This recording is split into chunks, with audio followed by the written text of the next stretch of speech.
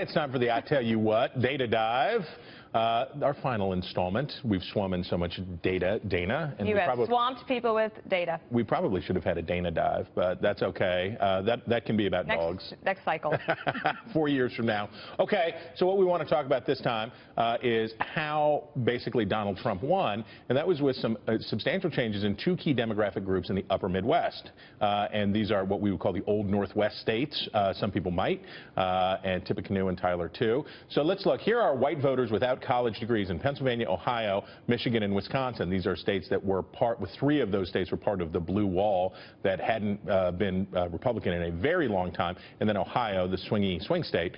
But if you look here at white voters without college degrees, going for the Republican candidate by 63% compared to 55% in the previous time. So this is Donald Trump's coalition, and these are individuals who, in substantial numbers, voted for Barack Obama at least once and then voted for Donald Trump. And we saw it in individual counties, especially in Michigan and especially in Pennsylvania, where you had 20 and 25-point turnarounds from Democrat to Republican. So think about that. Now, the other thing that happens in these states, of course, is that they are urban centers with large African-American populations surrounded by states that are overwhelmingly white. You have a state that without those major city centers, you're talking about states that are 90% white, and then you put in the big city, like Detroit, for example, and things change. Look at how big that change can be. When you look at Michigan and Trump's performance there, you can attribute a lot of that to the 95% of the black vote that went for Obama there compared to 92% for Hillary Clinton. It wasn't that the Republican in 2016 did a lot better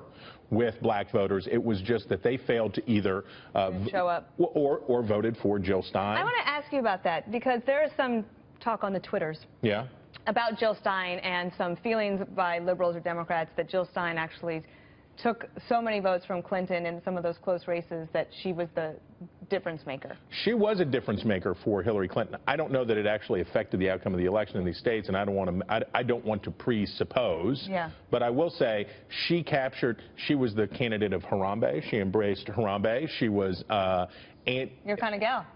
She was anti-vaccine. She said that she repeated the pernicious and damaging lie about vaccines. There's somebody else in the race who thought that. But he changed his tune on that.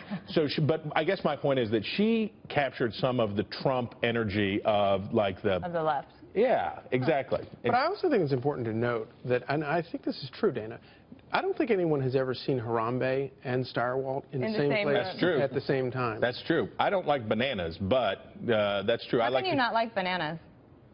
There's no meat in a banana? There's no meat. You can't kill a banana? You can't put barbecue sauce on it? There's no meat in a banana, number one. But number two, a banana is fine in and unto itself as an emergency food. But the problem with a banana is you put banana with anything else, everything tastes like a banana. It just has an overwhelming, banana oil is overwhelming and disgusting. What stuck out to you, Josh, in terms of the breakout? Because it is such a different map than what we've seen in the last three elections. Well, I think we really underestimated how historic Obama's margins were with African Americans. And that's the stunning thing in the exit poll data is what you just showed, that actually Trump did better than Mitt Romney in all the big battleground states with African Americans. Now, it's only by a little bit, but there were some precincts, I remember, in Philadelphia and some of the urban areas, got 0 votes. Romney got 0 votes.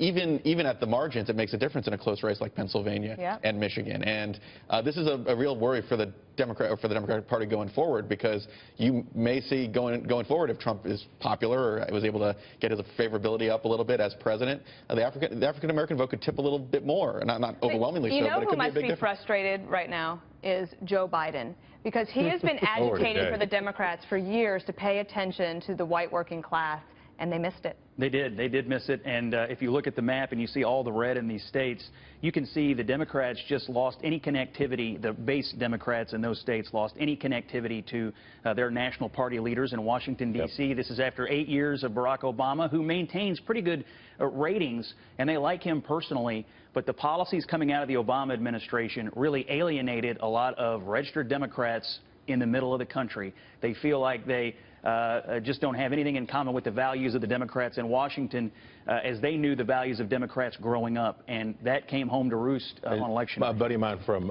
Kentucky that he's the most conservative person I know. And I said, "You're so conservative. Why aren't you a registered Democrat?" And he was from Campbell County, Kentucky. And he said the only two people I knew growing up who were Republicans were Mr. Peanut and the Monopoly Man.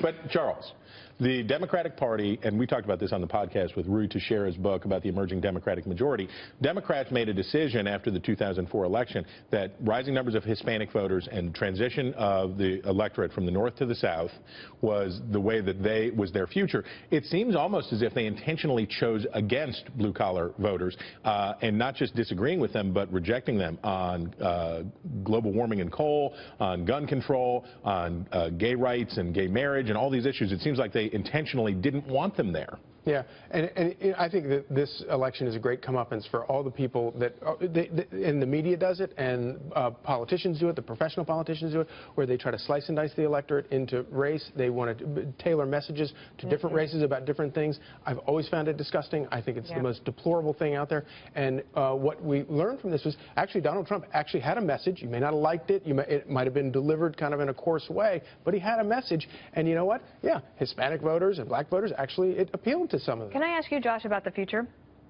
Looking into the crystal ball of 2 years from now, when you have 25 red state Democrats who will be up for re-election, how do the Democrats get themselves together to be able to withstand a popular Donald Trump, assuming he's popular 2 years from now?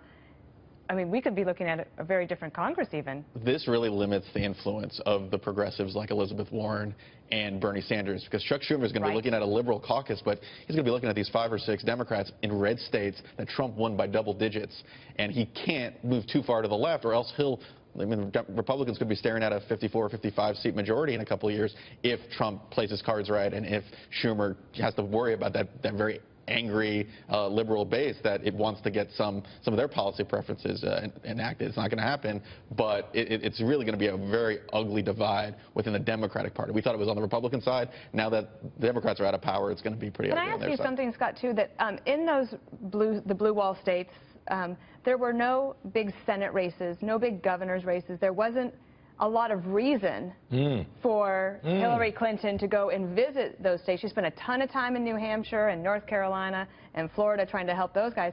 And I think in some of the postmortems they're thinking, why didn't she go up there a little bit more often? Yeah, they just misjudged how in danger those states really were, and they never really understood that they didn't have much connectivity with the base Democrats they needed in places like Wisconsin and Michigan and Ohio. I mean, they were campaigning in Ohio even at the very end of the race thinking that it was in play, and of course it was a wide margin that they lost that by. A humiliation. A lot, not quite, but a bunch. A lot.